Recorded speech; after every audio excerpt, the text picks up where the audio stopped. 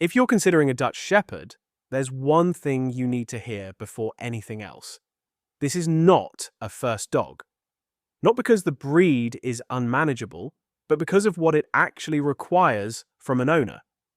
And that requirement is experience most people simply haven't had the chance to build yet.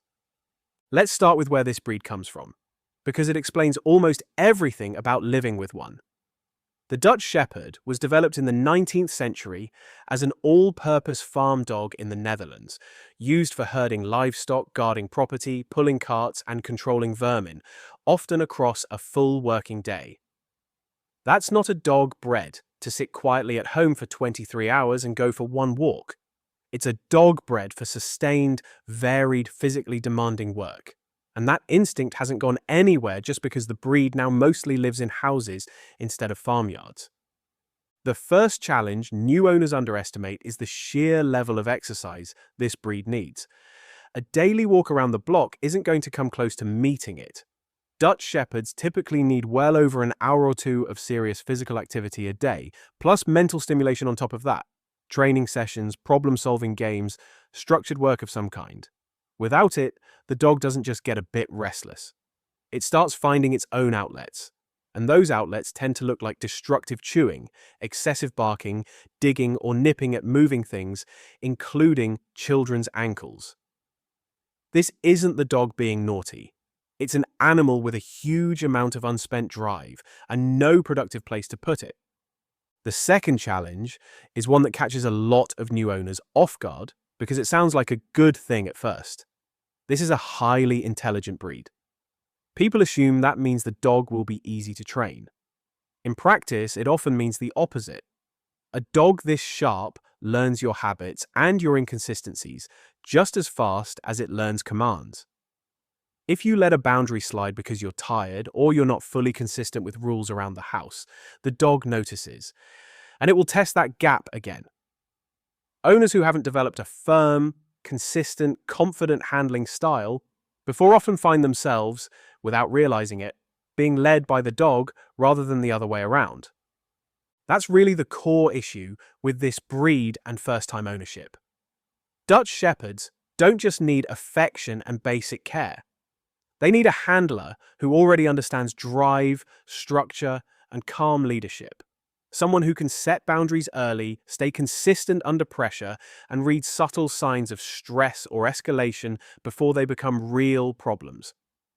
These are skills that usually come from having owned and trained a working or guardian breed before, not something most people arrive with on their first dog. When that experience is missing, the outcomes tend to follow a familiar pattern. Under-exercised dogs become anxious or reactive. Inconsistent handling leads to dogs that guard resources, react on lead, or become overly controlling of family members and space. None of this happens because the dog is flawed. It happens because the breed's needs and the owner's preparation didn't match, and by the time it's obvious, the behavior has often had months to become a habit. It's also worth being honest about what daily life with this breed actually looks like in practice.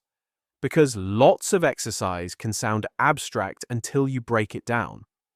We're talking about a minimum of 90 minutes of real physical output a day. Not a gentle stroll, but proper running, structured play, or working exercises that get the heart rate up. On top of that, most owners find they need a separate block of mental work. Obedience training, scent games, puzzle feeders, or some form of structured task that gives the dog a job to focus on. Miss either half of that equation, and you'll see it in the dog's behavior within days, not weeks. This is also a breed that tends to do best with some kind of ongoing structured activity beyond basic walks. Things like agility, tracking, herding trials, or protection sport training, precisely because those outlets mirror the kind of varied, purposeful work the breed was originally built for. There's a socialization piece here too that often gets overlooked. Dutch Shepherds are naturally watchful and can be reserved or suspicious of strangers if they aren't given wide, consistent exposure to new people, animals, and environments while young. Left under-socialized, that natural wariness can tip into genuine reactivity or guarding behavior as the dog matures. Getting this right takes deliberate, ongoing effort through adolescence, not just a few weeks of puppy classes and then stopping. None of this is a case against the breed itself. In the right home, a Dutch Shepherd is an exceptional dog, sharp, responsive, deeply loyal, and capable of real partnership in training, sport, or working roles. That's exactly why the breed is still used today in police, military, and search and rescue work. Given the right structure and enough outlet for its drive, this is a dog that thrives on being challenged rather than being worn down by it. But that right home has a specific profile. It's someone with prior experience handling working or guardian breeds, the time and physical capacity to provide serious daily exercise, and the confidence to train and set boundaries consistently from day one. If that doesn't describe your situation yet, the honest advice is to build that experience with a more forgiving breed first, and come back to the Dutch Shepherd once you have it.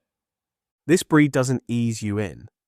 It responds to whatever you bring to it from day one, and if what you bring is inexperience, that gap tends to show up fast in ways that are hard to walk back. Go in prepared, and this can be one of the most rewarding dogs you'll ever own. Go in without the groundwork, and it will find that gap for you.